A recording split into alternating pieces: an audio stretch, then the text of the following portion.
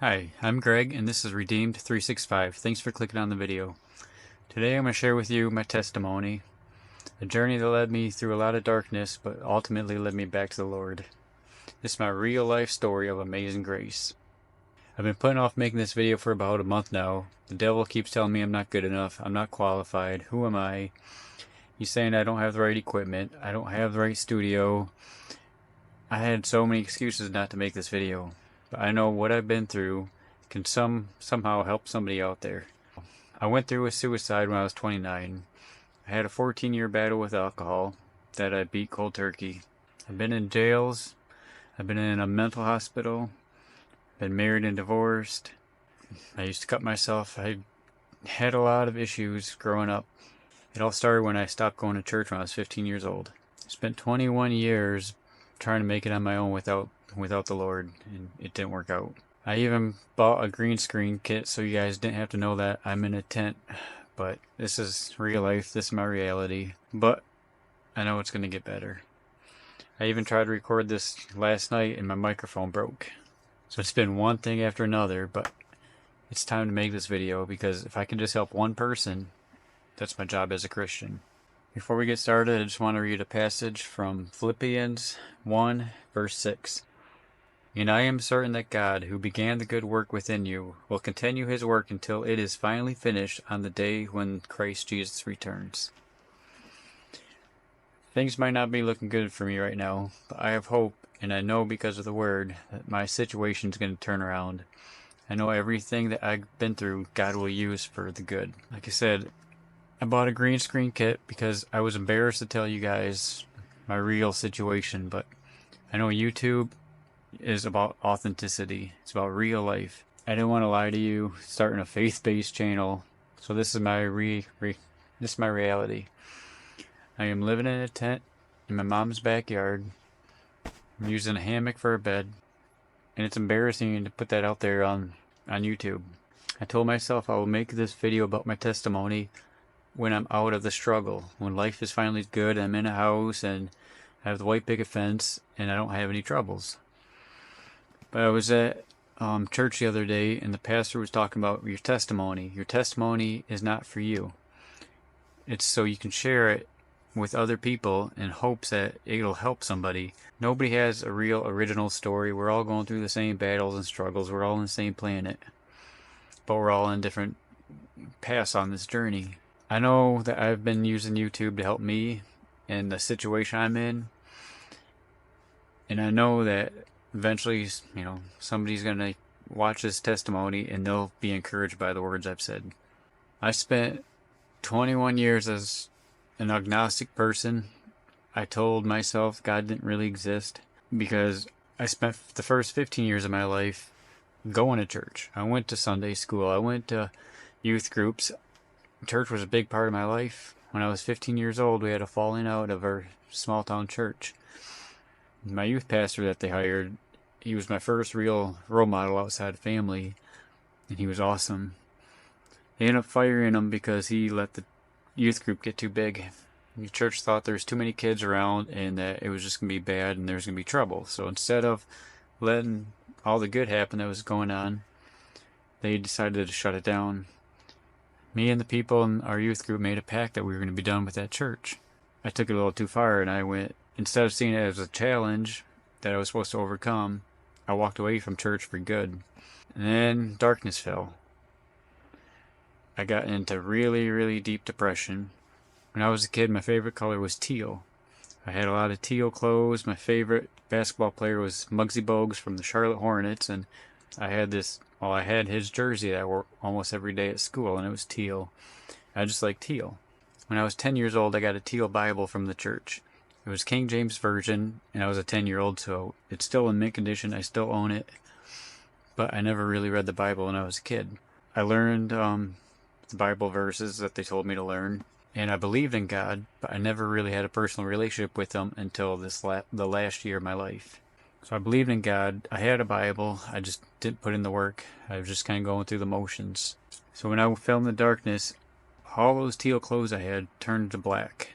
My favorite saying was, "The world sucks, then you die." Every day I woke up, I just wish I didn't.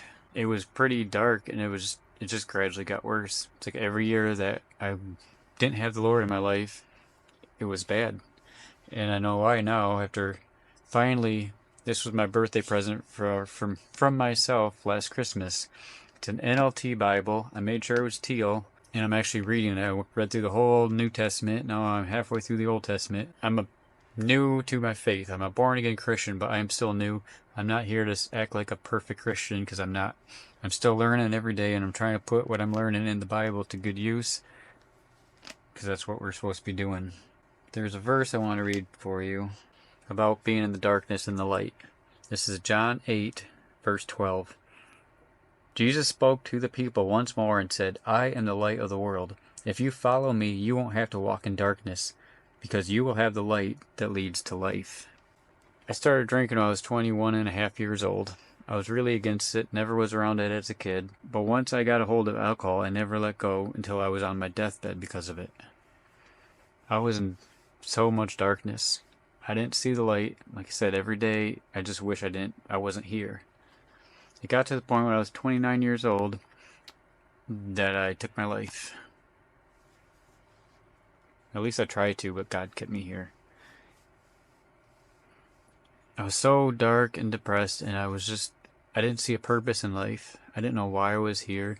I would have relationships, and they would just fizzle out. I always had full-time jobs, even though I was a functioning alcoholic. But I was so empty. I was trying to fill the void of, I didn't know it at the time, but I know now. And I'm going to use this channel to really dive deep of my journey. I'm going to use this testimony, just a broad spectrum of how I got back to the Lord, because that in itself is a long story. I've tried to record this a couple times now, and it ended up being over 3 hours long, and I couldn't even get halfway through. I was trying to fit 39 years into one YouTube video, and it's just not possible. I have story after story after story of car accidents and motorcycle accidents and all these stuff that happened that I should have been dead from, but God kept me here for a reason. But if you subscribe to this channel, we will go on this journey together, and I will open up my heart to you, and I will tell you everything that happened, because I know now my purpose is to spread the word. God gives you a testimony for other people. And I know that people on YouTube have been helping me. So this is my part, my way of just getting my story out there. And YouTube should be filled with faith-based channels. I think of YouTube now as like the town square that used to be around. We can reach millions of people just by posting a video. So I worried about making a perfect video. I was worried about the background. I was worried about the sound. I was so worried that I talked myself out of it. But if I can just reach one person, if I can help one person, then all this is worth it. I'm going to come to you straight. I'm not a liar. I'm not a fake person. If you comment down below, I'm going to respond to you. I want to help people. I want to try to grow a community of other people who feel like they've been redeemed by the Lord. Because once you get redeemed, all you want to do is go up on the roof and tell everybody about it. Jesus is not dead. He's well and alive, and he is still making miracles. I am one. Like I grew up with God in my life. Within 21 years, I said he didn't exist. I was so bitter. I was so angry because of what happened in my first church. All those old people that voted my youth pastor to fire him, I had a bad taste in my mouth. I hated old people. I hated Christians. I didn't want to be friends with them, so I didn't. The whole next 21 years after I left the church, the only people in my life were bar people. I had a lot of friends that I thought, but they were fake friends. They were only in my life if I was at the bar or at a concert. I didn't go to weddings. People weren't inviting me over to their house. People didn't come to my house. I only had friends if they were at the bar. But I thought that was better than having Christian friends, because they turned their back on me in my youth group. That's how I took it. And they pushed me away. So I spent a long time pushing everybody away that was trying to tell me about the Bible. So now that I've gone full circle and I'm actually putting in the work and I'm reading what's in here, it's not what I thought it was. I thought it was just a bunch of old sayings and that didn't have any meaning in today's world, but it's not. Once you get to the breaking point where you ask God to come into your life because you can't do it on your own anymore, And once you start reading the Word, all you will see is that you put yourself in these stories. You put yourself in the Israelite shoes, and you go on the journey with them. I can honestly say that I was like the Israelites when I got to the breaking point. I had just got divorced. I got in a bad car accident that took my car away. And my car was how I got my daughter. It's how I worked. After my divorce, I was living in it. So I got in a car accident and they took my car away. So I didn't have a car. I didn't have a house. And it got to the point where I lost all the world's stuff. I was okay with that. I was still functioning. I was okay. But then I got behind in child support. So I was working on the weekends when I was supposed to have my daughter so I could pay child support so I could have my daughter. I was in this catch-22 tailspin, and that's what ultimately led me back to God, is not having my daughter. You can take the house away, you can take the car, you can take away my wife, you can take away the stuff. But once he took away my daughter, I was living in my mom's car in a Walmart parking lot in Saginaw, Michigan. And that's when I had my come to Jesus moment. I finally said, Lord, I tried it in my life. You kept me here for a reason. But if this is going to be my life, I don't want it. I don't want to be here if I don't have my daughter. And the weird part about that is every relationship I had, they knew I didn't want a kid. And the reason I didn't want a kid isn't because I hated kids. I always liked kids. I was good at the church nursery. I had younger siblings. I was always around younger kids, and I bonded with them. I was like the fun uncle type. I didn't want to be a dad because I didn't want to be like my dad. I would make other videos all about the issues I had with my dad, but he never supported me. He never seemed like he wanted me alive. I was just son number 2 to him, and that's how I felt. So I thought if I ever had a kid, I would be a bad father. The opposite is what happened. Even though when my daughter was born, I'll be honest with you, I told her mom that I wanted an abortion. All because I didn't think I'd be a good dad.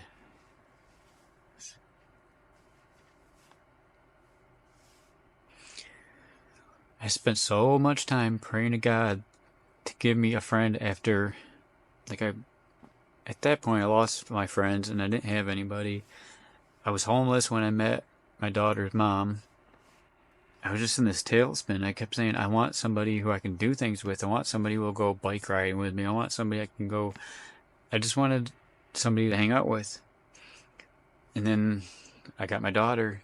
And even after I said I didn't want her, even after trying to talk her mom into getting an abortion, because I knew I was not going to have a long-term relationship with her mom. We just didn't get along. She was negative all the time, and I knew it was not going to work out.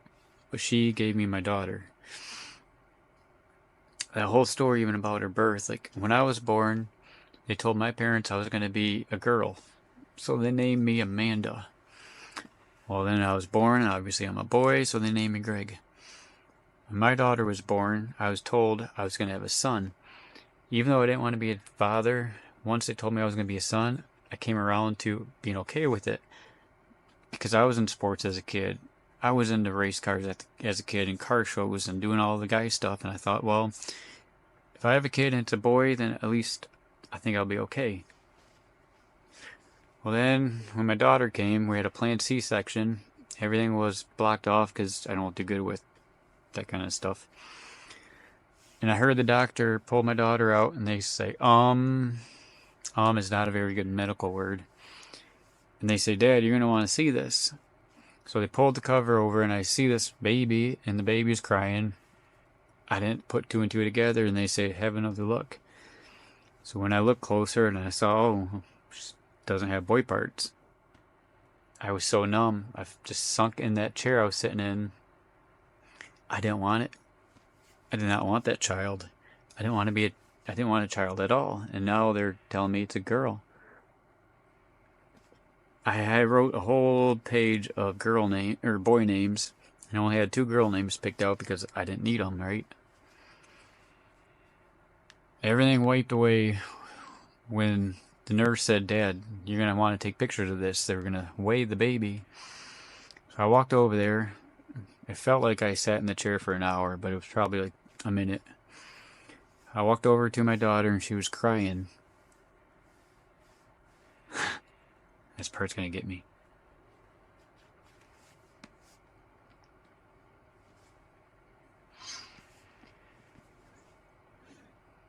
put my hand down by her, and she grabbed a hold of my pinky like she was 10 years old. Like, the grip that she had in her finger was in my finger was crazy.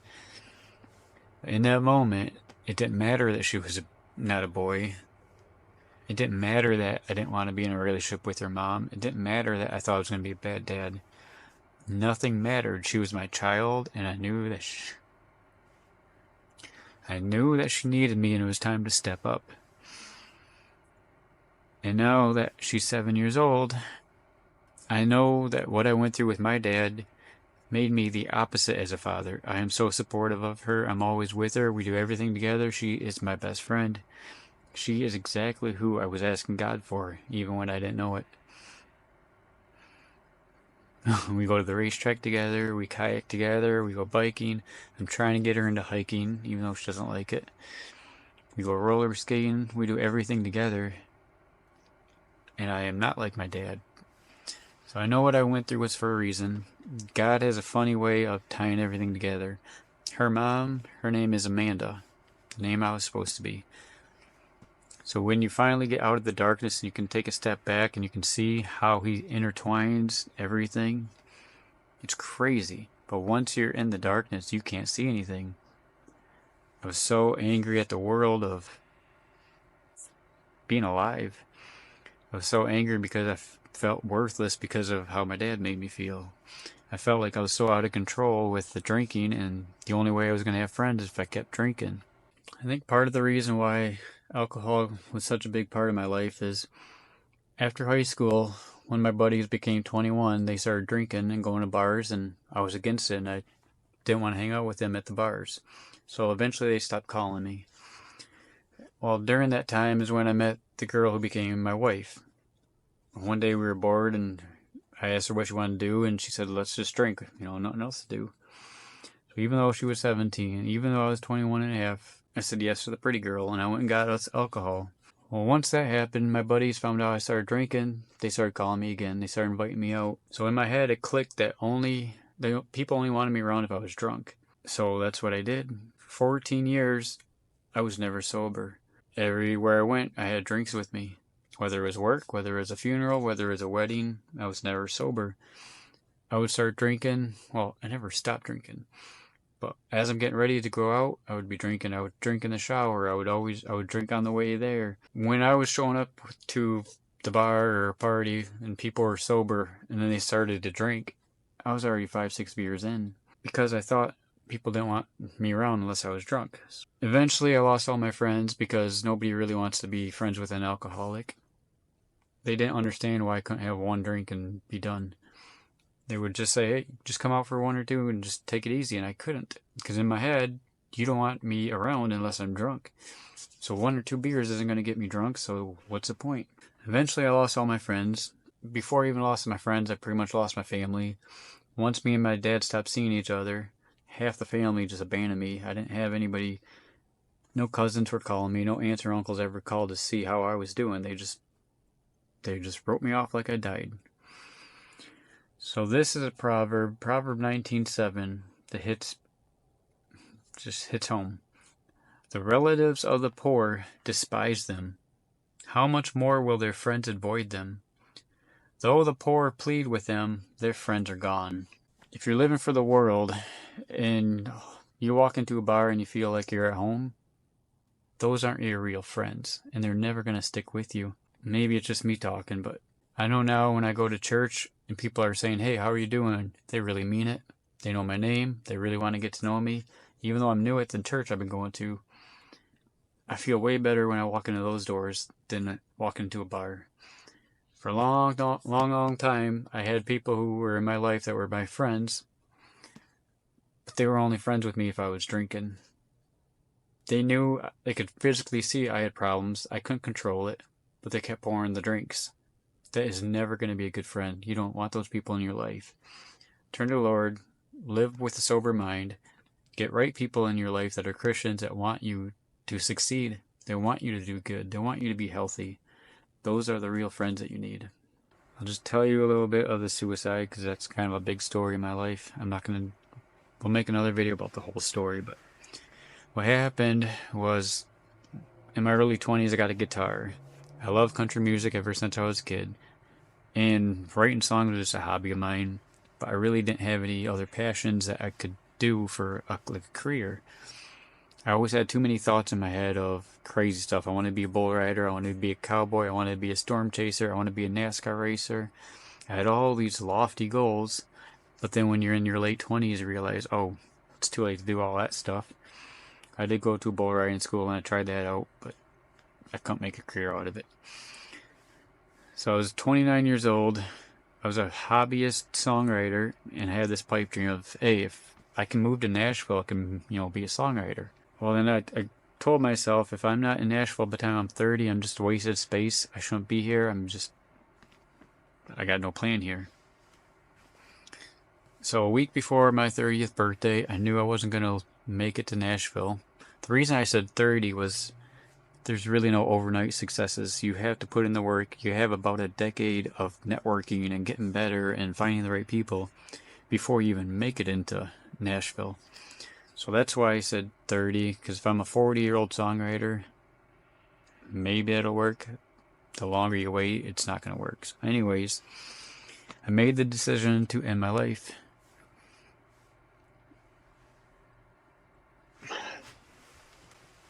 The devil does not want me to make this video. He keeps doing stuff like that. Anyways, I told myself I was going to end my life. I didn't want to use my gun on myself. I didn't want it to be messy. So I said I was going to just go in the garage, turn the car on, and that's how I was going to go. For a week, I had this big, long, dramatic plan. I dressed in my best Western gear, and I had a playlist, and I was going to go out with Jack Daniels. Jack was my drink, and the problem is with Jack is it works. I would start drinking before I was going to go in my life, but then I would pass out because I drank too much. That's how alcoholism works. So for a week, I called in sick. I would just pass out, drink too much, and not go through with my plan. So every day I would call in sick, come up with a different excuse. So Friday came. After a week of trying to die and not working, I told myself it's Friday, now or never. My roommate had come home with his daughter, and I thought they were going to be gone for the weekend. But in my head, I was hardwired to end my life on Friday. So about 2 in the morning, I finally made it out to the garage. I had my playlist of songs. I had Garth, Johnny Cash, and Kenny Chesney. Those are my 3 favorites. I had my best button down on. I had my Ariat boots on. I had my Wrangler jeans on. I was ready to go out like a country song. I put the car on. Well, I turned the car on. I got in the back seat and I laid down and I planned to die. The one thing they don't tell you if you try to go out that way is how hot it is. It was too hot for me to die, so I went back into the house and I grabbed a fan. At the time, I had a dog, and his name was Jack. Common theme here. And I had a moment where I thought about not doing it. But I knew if I didn't go through with it, I would regret it, because I'm so stubborn and hard-headed that once something's in my head, I have to go through with it. So even though I had a moment, I could have just stayed in the house with my dog. I pushed him aside, and I went back in the garage. I set up the fan, put it on me, laid down in the back seat, and I could finally fall asleep. I was finally comfortable enough to die. 11:30 in the morning, I hear a noise, which obviously I knew I was alive then. It was my roommate. He heard the car running, and he opened up the garage door. In normal Greg fashion, I kind of tried to brush it off. He's like, "What are you doing in there?" And I just said, "Oh, I just fell asleep. No big deal." The moment that I got out of that garage, it's so hard to explain. The sun was shining, the birds were chirping. I really felt born again. I had no side effects. I didn't feel ill at all. It was really, really good. I was on cloud 9. I went through with what I had to go through, and I was still alive. Even at that time, I wasn't thinking it was God. I wasn't in the right mindset to really think of how I was still alive. I just thought, oh, I got lucky. Now after going through this book, I know there are no coincidences. I didn't just get lucky. It was all by plan. he blew air in my lungs when I was trying to fill it with smoke. That's the only way possible. Well, my roommate called my mom called my sister, nobody decided to call me. And then, before I know it, I had a driveway full of paramedics and policemen and everybody. They thought I was lying to them. They kept asking me, how long were you in the garage? And I told them, from 2 o'clock to about 11:30. That's over 9 hours I was in that garage. For 9 hours I waited to die. And I'm still here. You would think that would be my coming to Jesus moment, but it wasn't, because right after that I was thrown into a mental hospital for 2 weeks. Even though I was 29 years old, even though I technically was living on my own, I was at my dad's house. I didn't have control of my own situation. They threw me in a mental hospital, and that just made me angry. I was angry at my sister for not calling me first. I was angry that they wouldn't let me have my own. I was angry. I thought mental hospitals are for crazy people who really needed help. I didn't think by doing what I did warranted that, but for the first time in my life, I was able to talk to therapists. To this day, that's the only time I've ever talked to a therapist. And they thought I wasn't taking it too serious. They thought I was just brushing it off and telling them what they needed to hear so I could get out, which that was true. It took me years and years later to really fully analyze what happened in that garage. If you don't think God is still performing miracles, I hope you listen to this testimony and understand what a miracle really looks like. That was a miracle. Like, I have other stories I will get into in other videos, like car crashes that should have ended my life, but that was the one moment where I took myself, God's creation, and I tried to end it, and he said, nope, it's not your time. There's no other way around it. Even though, like, after I tried to commit suicide, about 2 months later, you would think things might have got better with me and my dad, but it had no effect. He ended up kicking me and my roommate out of his house. We got into a physical altercation, and that's when I lost most of my worldly stuff. I just threw it at the curb. I put some stuff in storage that I could get to storage, and that pretty much ended the chapter of me and my dad. Like, I needed help. It was not hard to see that I was just a kid struggling. I needed help. He saw it as I trashed his house, and he chose the world over his son. It is what it is. I'm trying to learn how to forgive and forget and move on. But I learned lessons. The whole thing is we go through lessons, and it's how we handle it is how God, how God sees it. He is the ultimate judge. He's the jury. Instead of being bitter and angry, God saw everything. He knows everybody's hearts. He knows my dad better than I do. He knows everything that he went through. But I also know my side of the story. If you don't want to be a dad, you didn't have to be a dad. You could have just left. But to go through what you put me through for apparently no reason, I never asked to be here. I will never understand it. I will forgive you, but you will not ever be my daughter's granddad. My daughter's grandpa. I can't even talk thinking I'm talking to him. I've touched on the relationship I had with my father. It wasn't a good one. Like I said, he always made me feel like number two, more ways than one. Even though I had other siblings, it's like I could never connect with him. I could never bond with him. Even though he was a deacon in church, even though he knew the word, he was not the role model. I ended up being big into idolatry because I idolized Dale Earnhardt. I had all these people on my TV screen that I looked up to as a father figure because my own father in my own house couldn't be there for me. He couldn't step up and be the dad. It's like he wanted to bully me. He wanted to pick on me instead of supporting me. So this is a verse that speaks to how I feel about him. Proverbs 22:6. Direct your children onto the right path, and when they are older, they will not leave it. It's a really simple verse, but I know the way that I'm raising my daughter. She's in church, she is baptized, she knows the word, she loves Jesus.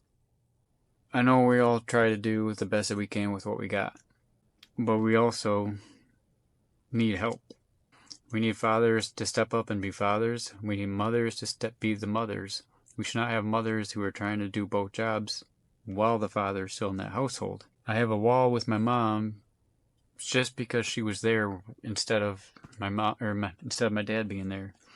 I would go to all these gyms, all these sporting events. It was always father and sons. And I had my mom. I love my mom that she was the one who took me there.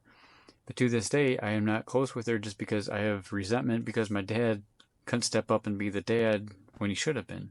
He was there, he had the time, he had the job, he had the money, but he could never support me and make me feel like I was loved and supported. He'd pick on me, he made me feel worthless, he made me feel like I wasn't enough, to the point where I tried to commit suicide in his own house. That didn't even register to him that maybe I need some love and support. That led to him kicking me out of his house a couple months later. Again, I know we all try to do the best that we can, but that verse says right there, if you're going to be a dad, be a dad. Raise up your kids the way that they should be. That's all I got to say about that. So anyways, after the suicide attempt, I got kicked out of the house and I started living in a car. It wasn't my first time being homeless, but it was the first real one. I was living in a Pontiac Aztek and it was October. Winter was coming. So I ended up meeting a girl on Tinder. She said she had a house in Kalkaska. I really had no other option, so I moved in, and that ended up being my daughter's mom. I knew it was not love at first sight. It was just I was in a tough situation. I will not say anything bad about her. She gave me my daughter, and that's what I needed. After my daughter was born, I stayed at her mom's house for about 9 months, then I left. My daughter will never have memories of us being a family. She was 9 months old when I left. I left that house to go to a different house in Bay City to go be with an ex. Somebody I dated when I was 21. She's the one who got me into drinking. Ultimately, she got me into smoking pot.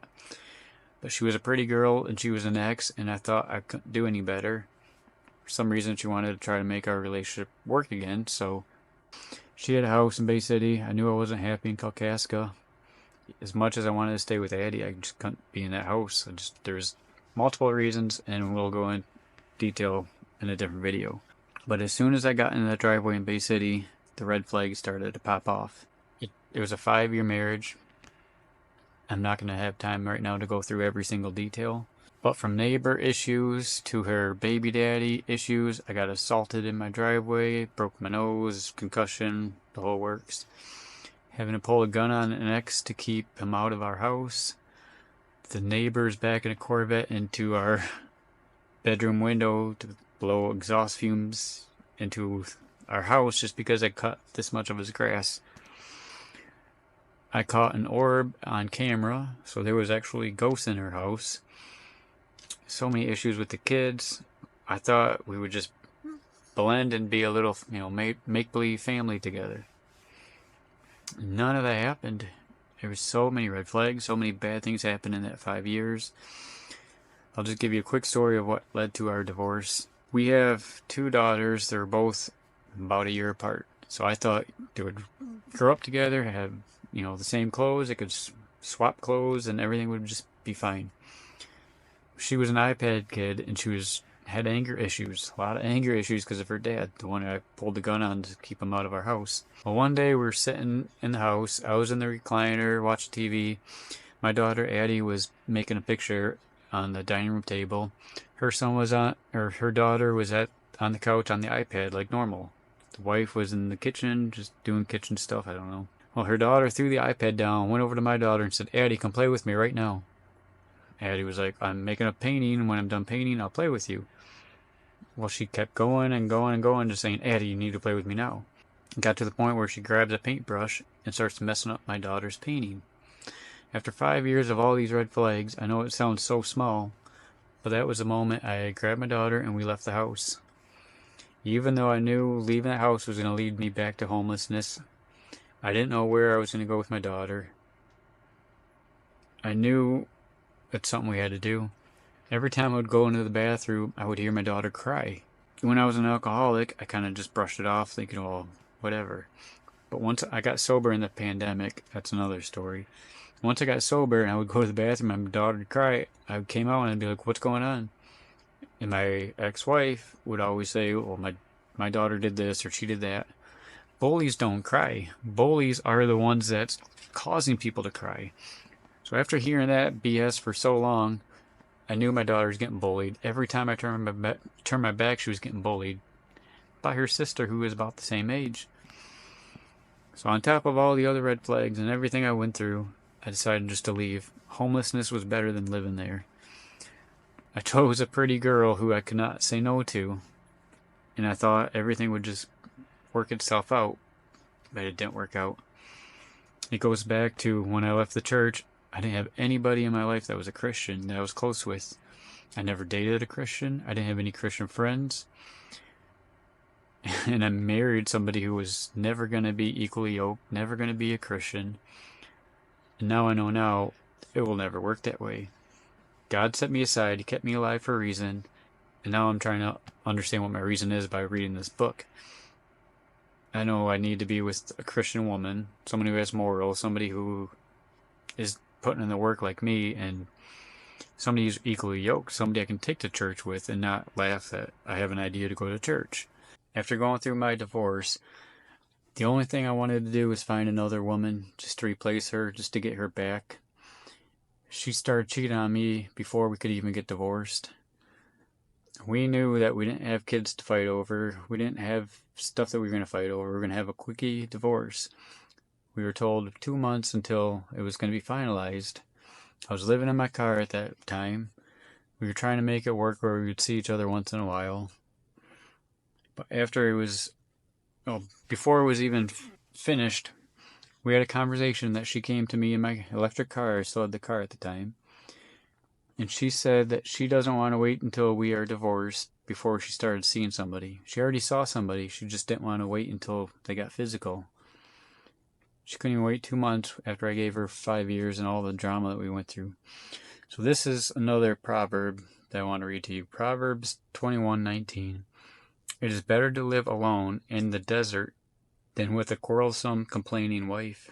After the divorce, I tried over and over again. I just wanted somebody to replace her. But I knew God was keeping me in isolation. He was keeping me alone for a reason. I had to get to the point where I could be alone. I would go to parks or I would go to the beach. I would just watch people on the beach playing, having fun, couples walking around, and I would just stay in the car. It's like I didn't know how to go be alone. My whole life I went from one relationship to the next, and I was really never alone. So I know after my divorce, God put me in isolation for a reason. I needed to get to the point where I want to be with somebody, but I don't need them. And I know now it is better to be alone than be with a wife that just causes drama. To be with a wife that you know doesn't have your back. Somebody who's ready just to walk away and replace you instead of fighting for you. Just remember that drama is never worth putting yourself into. If you know that's not right, if you don't have somebody that's trying to improve the relationship, somebody who just wants to end it and find somebody else, it's better to be alone. So after my 5-year marriage, I became homeless. My daughter is living in Kalkaska. I was getting her on the weekends, so I needed a vehicle to go back and forth. I tried it every way possible, do it on my own. I tried Carvana, I tried all the online stuff. I went to dealerships and tried to beg and plead them to let me just get a car. I was trying to get an electric car because I knew I couldn't afford to go up north every day or every weekend with the gas prices. I got shut down by every single way I tried to do it on my own. I was trying to avoid going to the one person I knew that had money. It was my grandpa. Our whole life, he did a lot when I was a kid. You know, he would take us to Cedar Point as a family. Every year we would do a family trip to Cedar Point. There's a camp called Spring Hill. It was a huge part of our lives. Every Memorial Day and Labor Day we would spend at Spring Hill as a family. It was all because of my grandpa. He bought me my first motorcycle when I was a teenager. He did a lot because he was trying to keep our family together. Like I mentioned briefly, my dad was never supportive. He would drop off or camper at family camp and then go back home. So my grandpa was trying to hold the family together, and he spent a lot of money doing that. But he also made you pay for it. If you went to my grandpa for help, he was going to make you feel like you were a piece of garbage. It's going to sound bad, but I have a problem with rich white folks because they usually make you grovel for help. They make you sell your soul to the devil if you need help. And that's what happened with my grandpa. They severed the ties that we loosely still had because he did let me get a car. He got me an electric car, gave me a loan for $30,000. We signed an official contract with interest. When I made the car deal with my grandpa, it gave me a bad taste in my mouth just because at that point I was reading the Bible. I knew what it says about helping people. If you can help people, just help people. But there's a verse specifically that says about your household, your family. If there's people in your house and you have the means to help them, the Bible says to help them. Because what is yours is from God. The more you give, the more you receive. If God sees you helping somebody, he will bless you too, because that's what the Bible says. My grandpa, he started a engineering company when he was in his 20s, and he did really good for himself. Like I said, he blessed us with having a good childhood because my dad didn't step up. My grandpa is also the one who knows the word better than anybody I've ever known. He was a chaplain, he did weddings and funerals, he would go to prisons and talk to the prisoners about God. He was one person in my life that knew the word front to back. In Revelation, it says, do not add or subtract from these words. You're supposed to live by every verse in the Bible. Even though, like I said, I don't know the Bible like him, it's pretty clear what it says. This Bible is a guidebook. It's supposed to teach you how to live your life. Here's a verse in 1 Timothy 5, verse 8. But those who won't care for their relatives, especially those in their own household, have denied the true faith. Such people are worse than non-believers. It's pretty clear right there. It says to help your household. You shouldn't have to make somebody grovel and beg just for their help. If you have the means to help somebody, just help them. I don't think me and my grandpa will ever be on a good page for a lot of reasons, but he gave me a good childhood, but as an adult, we aren't close because he makes people beg. God's the ultimate judge here. I love my grandpa for what he did when I was a kid. I just don't know if I can ever be close with him again, because if you know the word, you're supposed to live by it. Every word, every verse, every story is in here for a reason. So that's my 2 cents on that. But he did let me get a car, and I thought everything was going to be fine after that. A couple months later, I hit a deer. They took about 2 weeks. They said they're going to fix the car and everything is going to be fine. I was going to be without a car for about a month. So my mom was letting me use her car. Well, then the insurance company decided, well, they're not going to fix my car anymore, and I could either give them $6,000 and they'll finish fixing the car and I can have it back, or they'll give me $10,000 and I can just cut ties with the car and start over. Well, during that time I was living in my mom's car, I saw a Facebook listing for a blue kayak. It was a sit-on-top style. When I was 18 years old, about a sit-inside yellow kayak, and it's still in my storage unit. I still have it, but I don't use it because it's not comfortable. I don't like that style. But even though I was homeless, even though I was going through my car issues, I know I didn't have the money to do this, but something just kept saying, buy the kayak. And so I bought a kayak while I was homeless, and it led to the first time I had it out, I just had this encounter with Jesus. I guess that's the only way to say it. I was paddling on the Kakalin River, and I just took a moment where I just put the seat back, and I was just laying flat. I had my eyes closed, and for the first time in a while, I felt at peace. I didn't have peace when I was in my marriage. I didn't have peace being homeless. But on that river, that one afternoon, I felt at peace. So after a couple minutes, I opened up my eyes, and right above me, there was a sun and there was a moon.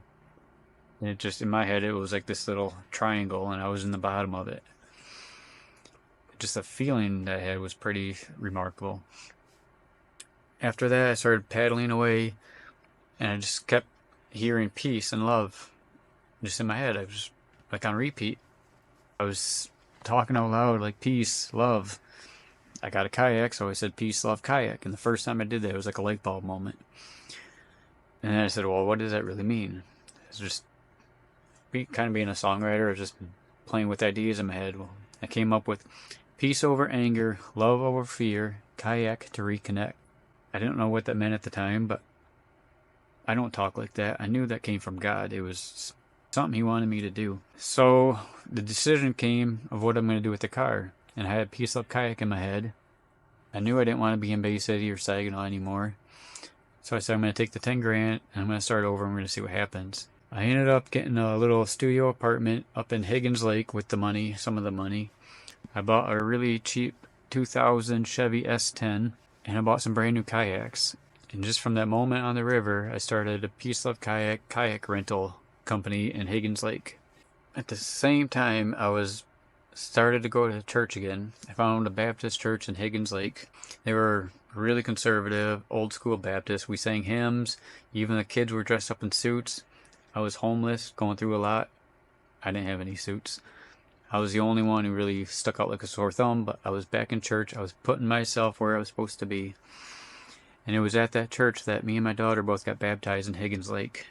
The place will always be special. Like, we felt at peace after going through a bad marriage and being homeless and the car deal. We were finally away from all our enemies, and life was actually good. We had that apartment for a couple months, then I ran out of money. The kayak business didn't really take off. I had 2 customers before I had to shut it down for the winter. Since I was 18, I had a chauffeur's license, and I was a delivery driver here and there. So the only thing I thought I could really do, since the kayak didn't take off, is go back to work for Amazon Flex. So that's what I did. I stayed in Higgins as long as I could because I knew that's where I wanted to be, but it just wasn't the right season. So I drove down to Mount Pleasant from Higgins. It was about an hour and a half drive. And I drove about 20 miles an hour. I was trying to conserve the little bit of gas I had so I could get to the warehouse and do a shift.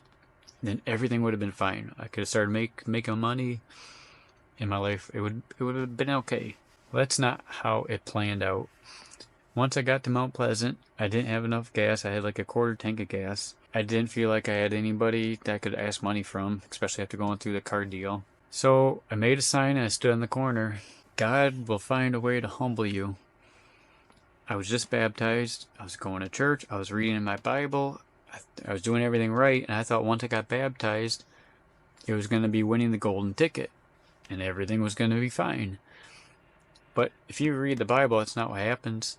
As soon as Jesus was baptized, He went into the wilderness and He was tested by the devil. After I got baptized, I went to Mount Pleasant. I was in the wilderness. I was living in my truck out on state land. I was really in the wilderness. I was in isolation because I didn't know anybody in that city. I even tried to find a church there. There was one church I went to, big church, full band, a lot of people. Not one person even acknowledged I was there. I went through 2 services at that church, back to back, and not one person even said hi to me. So I knew I was in my isolation season. I would be out in the middle of nowhere in Mount Pleasant, and people would just show up, blaring music, having parties. I was being tested. It took me a couple months to realize what was going on. Then I really put myself in the Word, and I got baptized. I was getting tested. He was stripping me from the things I didn't need. Even though I was going back to church, I still had an issue with smoking pot. I told myself I can't do this life sober. So for a long time, I wasn't drinking. I stopped drinking in the pandemic, 2020. That's another story. I almost died because of drinking. But I was still smoking pot because I couldn't do life sober. But then after my testing season, I stopped smoking pot and I was completely sober.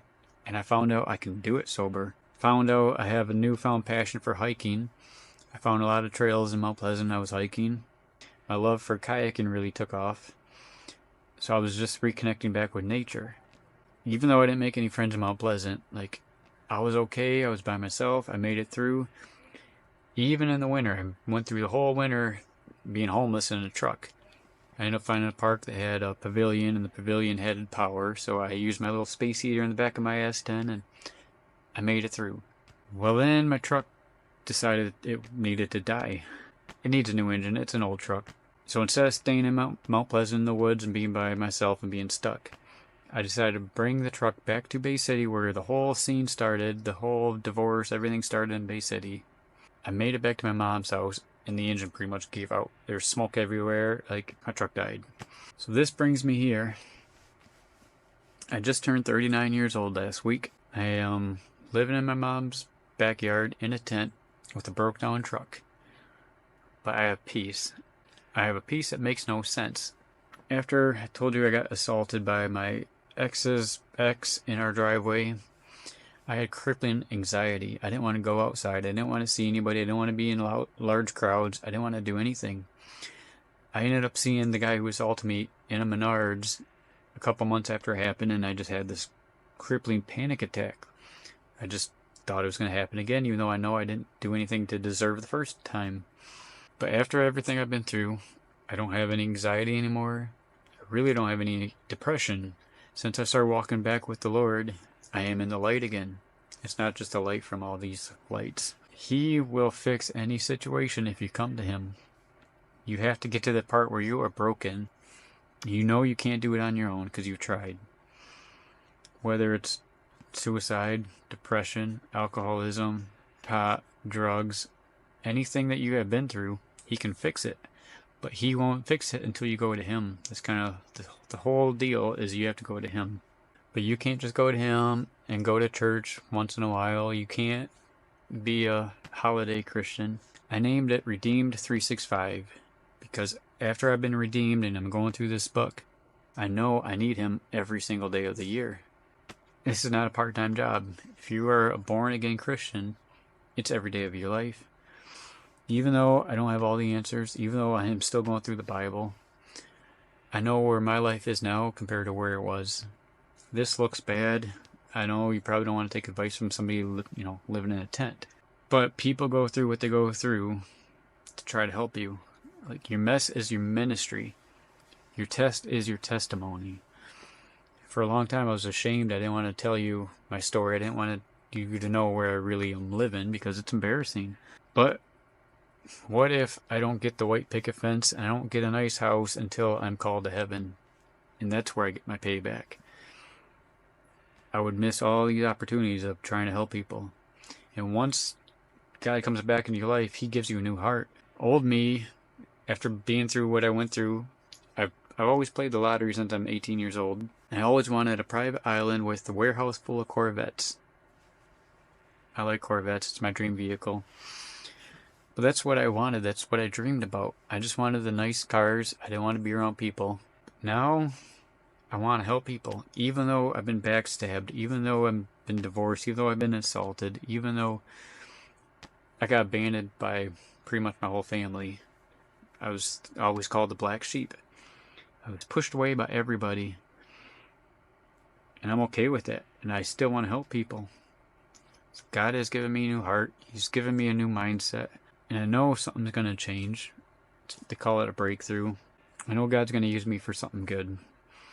So as I start this journey on this new channel, if anything I said piques your interest, I really would appreciate if you hit the subscribe button, hit the bell notification so you're always up to date on new videos I post. We are going to dig deep into way more than I've even told you now. This video is already going to be an hour long. Like I told you, I got assaulted. I quit alcohol cold turkey. I was on my deathbed for that. There was a really bad car accident I should have died in. I just don't have time to tell you everything right now. I told you how my life really came back to the Lord, and that's the whole point of my testimony.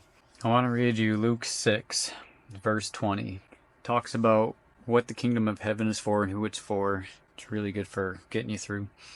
Then Jesus turned to His disciples and said, God blesses you who are poor, for the kingdom of God is yours. God blesses you who are hungry now, for you will be satisfied. God blesses you who weep now, for in due time you will laugh. What blessings await you when people hate you and exclude you and mock you and curse you as evil because you follow the Son of Man. When that happens, be happy. Yes, leap for joy, for a great reward awaits you in heaven. I might be poor now. I might have been pushed away. I've been mocked. I've been laughed at. I've been told I've been messed up. That's okay. That's okay. I know my reward is up in heaven. God's watching everything I do now. Well, he's always been watching. I know he's got a plan for me. He's going to take care of me. This is not where my life is going to end. My life is going to end in victory. That's what this says. I think I'm going to end it there. I want to end it with one of my favorite Bible verses. It'll sum up Redeemed 365. Job. If you're new to reading the Bible, I highly suggest start with Job. This is Job 19:25. But as for me, I know that my Redeemer lives, and he will stand upon the earth at last. Jesus is alive and well. He's waiting for you to turn around and ask him to come into your life, and he will change it. He will give you a new heart. He will give you a new life. It's not going to be easy. He's going to challenge you. He's going to push you. The devil's going to be fighting you. Like I said, it took me a month just to make this video. But in the end, it's worth it. We are fighting for eternal life. We are fighting for the other side. I don't care about the world stuff. I don't care if I never have $1 in my pocket. I'm not fighting for this world. I'm fighting for the next. It's my job now. It's my purpose to try to help you. When I was going through the wilderness in my testing season, when I was in isolation, it took me a while to realize what was really going on. I didn't understand. I kept saying, it's people doing not people things. Like people showing up in the middle of the woods, people just having random dance parties when I was trying to sleep. Like, just random stuff kept happening. On top of the drinking and the suicide and the car accidents, the divorce, all the stuff I went through, I want to read you James 1, verse 2. Dear brothers and sisters, when troubles of any kind come your way, consider it an opportunity for great joy. For you know that when your faith is tested, your endurance has a chance to grow. So let it grow. For when your endurance is fully developed, you will be perfect and complete, needing nothing. Now when, something happens, the first thing I do is, God, what are you trying to teach me? Instead of being angry and bitter and saying, the world hates me, think of everything as just a test. And the more that you are being tested, it's a good thing. The creator of the universe is working in your life. He's not going to bless you just because you're a good person. He's going to test you, and he wants to see your character. He wants to know that you have a changed heart. Not just words, words that you're saying. Now that I realize this, I can deal with struggle a lot easier knowing that it's coming from him. If it's coming from him, I know he's not going to put me through more than I can handle. Because he knows me better than everybody else. He knows me better than me. Guess that's all I got to say. This has been my testimony. A real life story of amazing grace. Thanks for watching.